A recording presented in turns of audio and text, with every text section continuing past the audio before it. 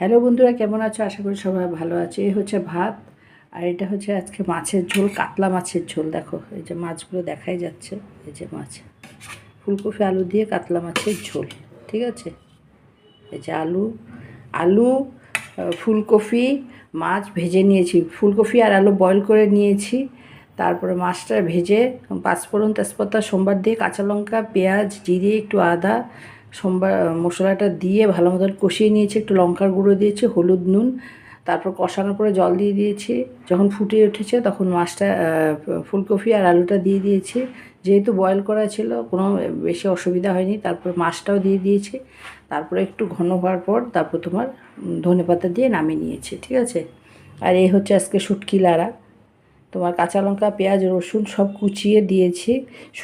লুটটা শুটকি আর শীতল ছিল, এটা ভালো মতন গরম জল দিয়ে ধুয়ে তারপর শুটকির মধ্যে দিয়ে দিয়েছি।